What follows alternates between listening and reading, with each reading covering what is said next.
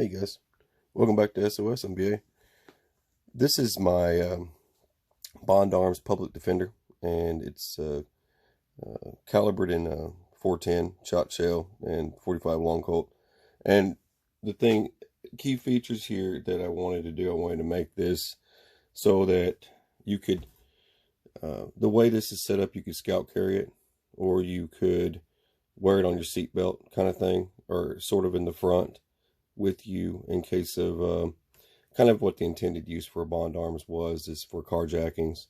And if someone's trying to, that typically does happen in some areas where someone wants to run up to your car and try and yank your door open. And that's happened to me before in South Carolina. I had a situation at a gas station.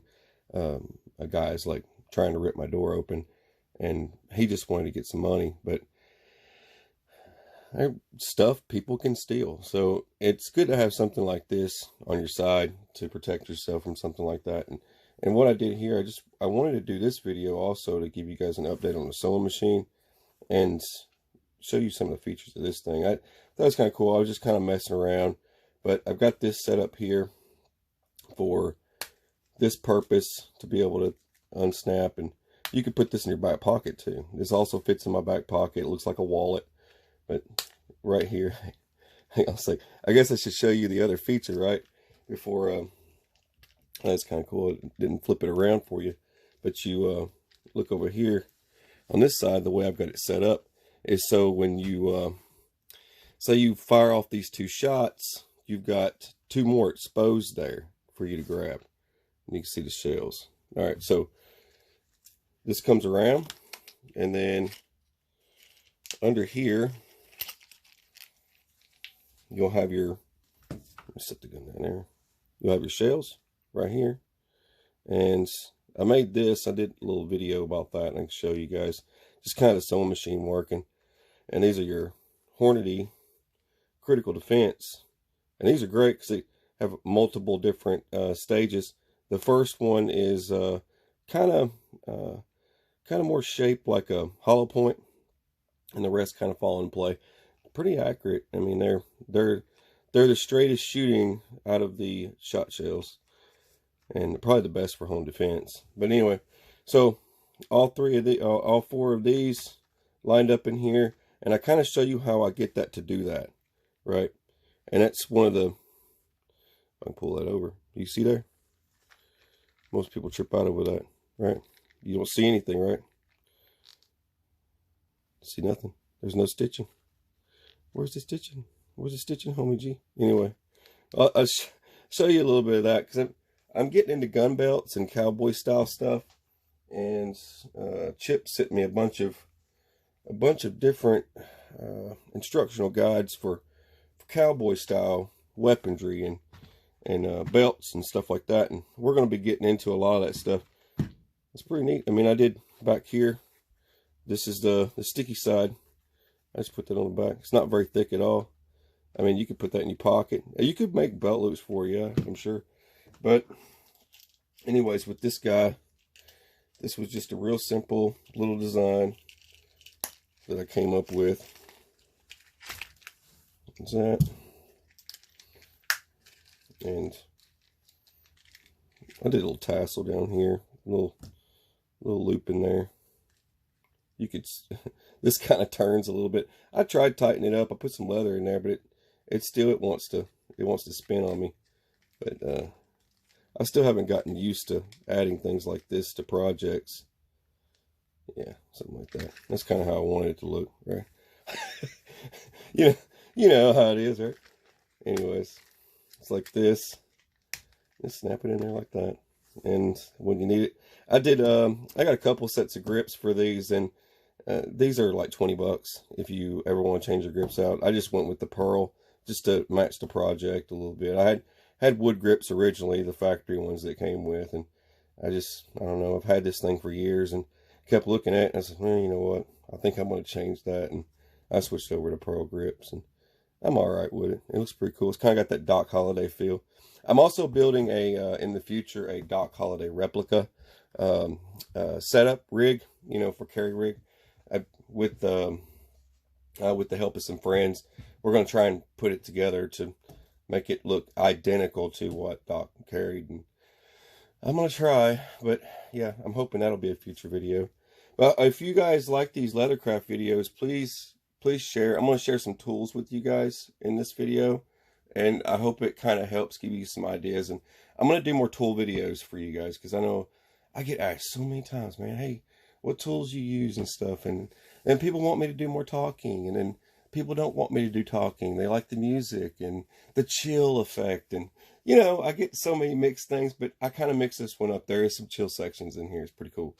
I dig it. I was like, yeah, man, relaxing, got the music. I don't know what it is.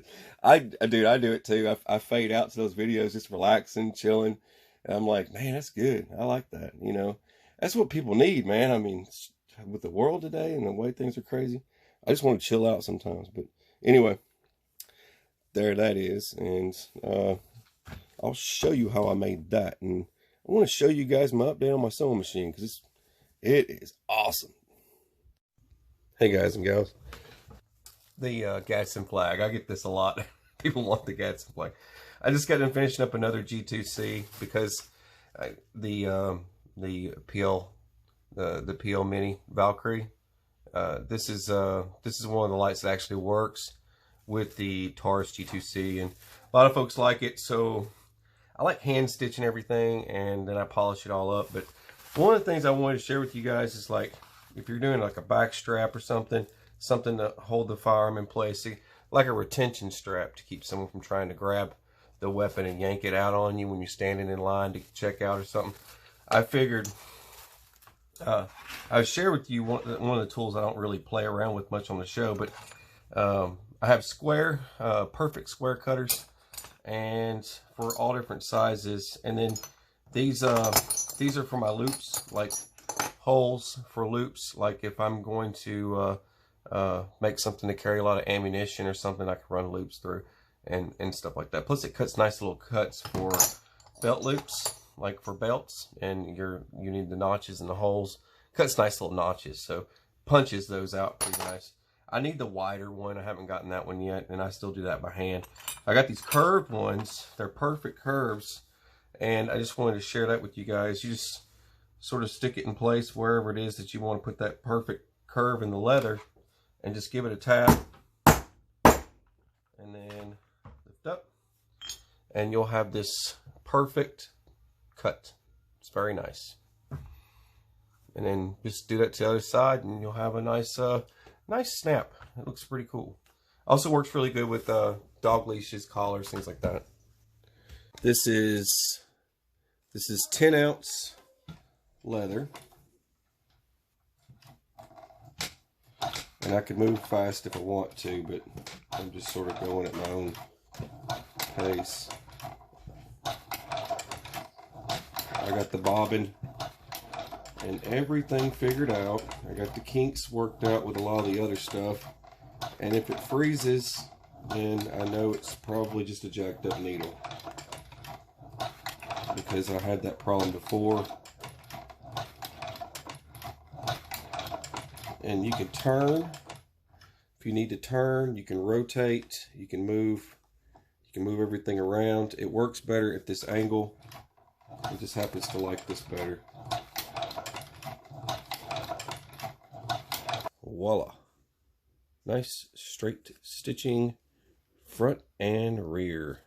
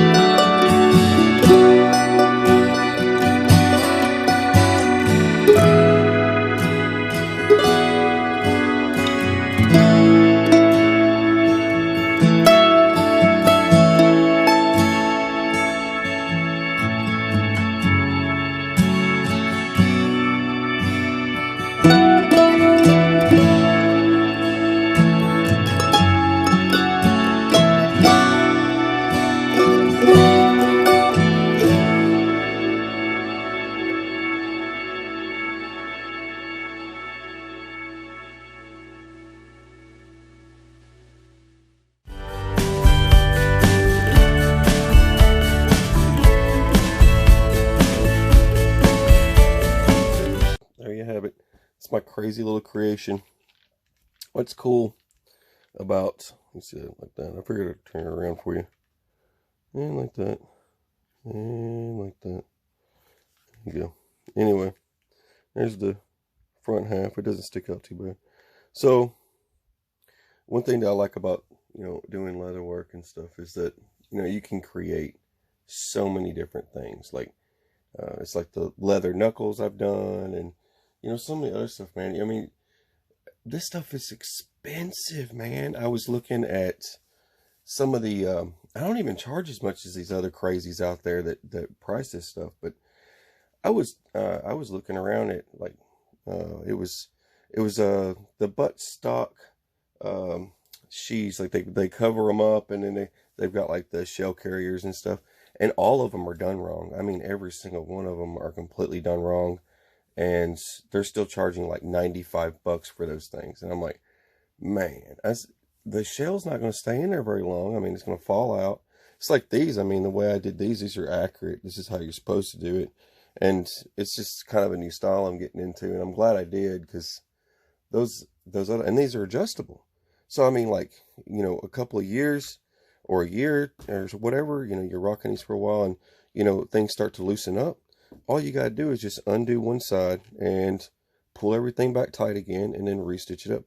That's if you go through and you don't want to stitch each one like I did. So you can set it up for long term, or you can set it up for short term, or you don't really care. You just you're just doing it to do it, because you can always do liners through the shell carrier and all kinds of stuff. So anyway, I'll get into stuff like that when I start doing the other holsters. All right, thank you guys for watching. Please like the video if you like it, I guess, and share it with your friends. It's hard to stay on here, and I really appreciate it. And if you could come over to Patreon if you like the more gruesome stuff, I'm over there. So there's a link in the drop down. Just click it, come over, and join the party. All right, God bless you guys.